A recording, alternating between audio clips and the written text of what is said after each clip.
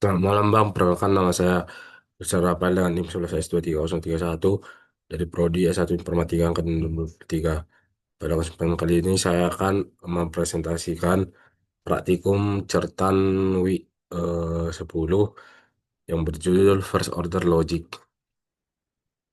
Sebelum kita masuk ke praktikumnya, kita perlu mengetahui tujuan dari praktikum ini, di mana ini bertujuan untuk kita mempraktikkan konsep first order logic, di mana kita akan memahami keterbatasan propositional logic dan mengapa for dibutuhkan, mendefinisikan fakta dan aturan dalam Python untuk membangun knowledge base.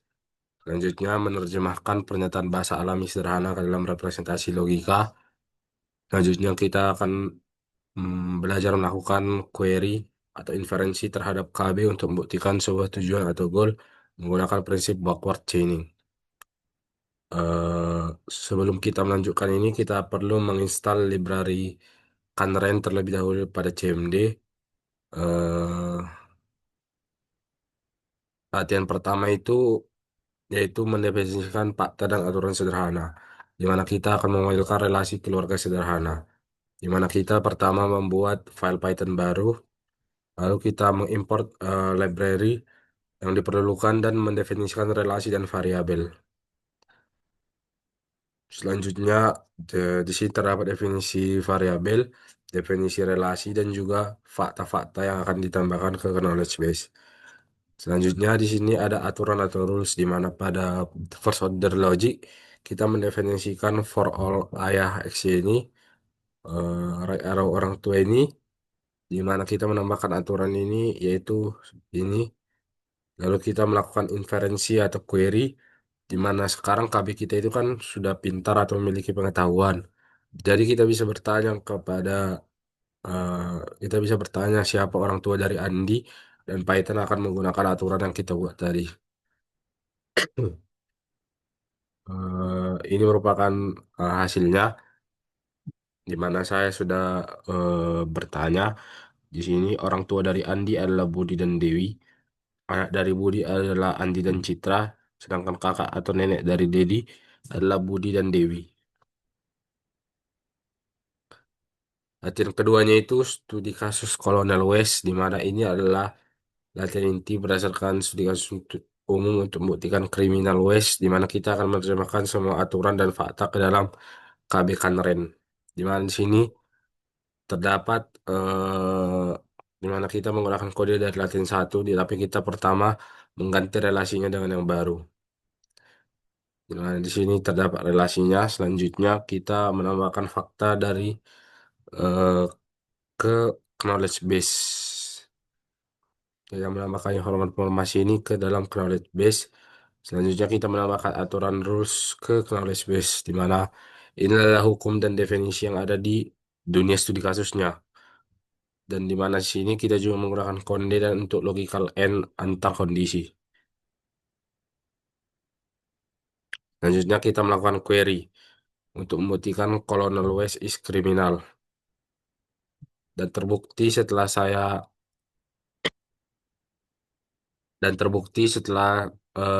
saya jalankan, di sini diberitahu bahwa hasilnya adalah Colonel West bukan seorang kriminal. Selanjutnya kita lanjut ke tugas latihan eksplorasi. Kita mengerjakan tugas-tugas. Pertama itu tugas pertama menelusuri rantai inferensi, di mana kita disuruh untuk menjalankan query-query di bawah ini satu persatu pada kode latihan 2 tadi. Di sini terdapat 3 query dan kita akan menentukan mengapa query tersebut berhasil atau gagal dan aturan apa yang digunakan Kanren untuk menemukan jawabannya. Query pertama itu Kak, apakah M1 itu senjata? Di mana sini saya telah menjalankan dan tidak bisa dibilang query itu gagal. Kenapa query itu gagal? Nanti saya akan jelaskan juga. Saya mencoba saya mencoba query kedua di sini juga gagal. Saya mencoba query ketiga juga gagal. Eh, Kenapa gagal? Karena eh, kita bisa lihat di gambar ini tadi, eh, query 1, 2, 3-nya itu setelah dijalankan menghasilkan kosong.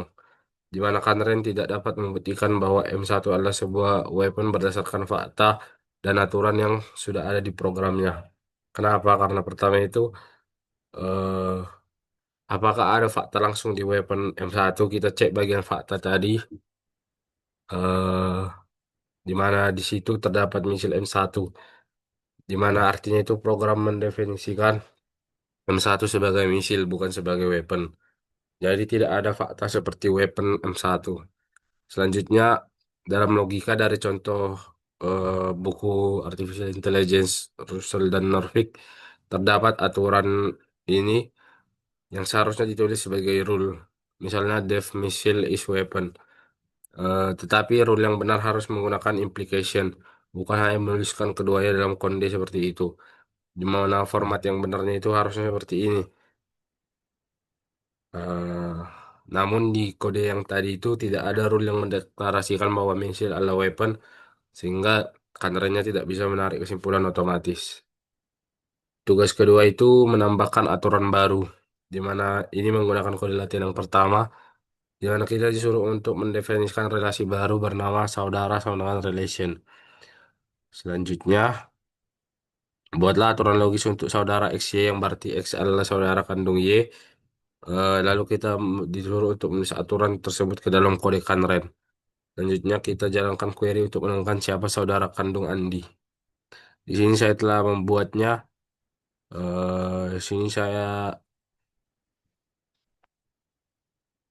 telah membuat kodenya dan hasilnya itu kan,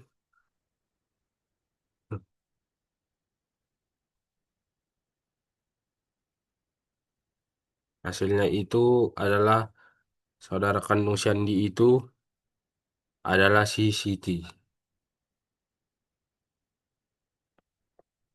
Selanjutnya kita eh, lanjut ke tugas tiga, yaitu studi kasus mini, eh, di mana kita membuat knowledge base baru dari awal untuk skenario berikut.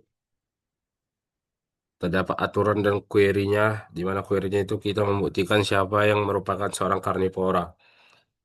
Kita menuliskan kode lengkap dari definisi relasi, fakta, aturan, dan query. Ini merupakan definisi relasinya, ini faktanya, ini aturan dan query-nya.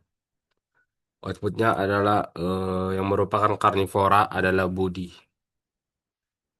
Demikian merupakan penjelasan saya mengenai praktikum WI 10 dari cerita ini. Jika ada yang kurang mohon dimaklumi. Terima kasih.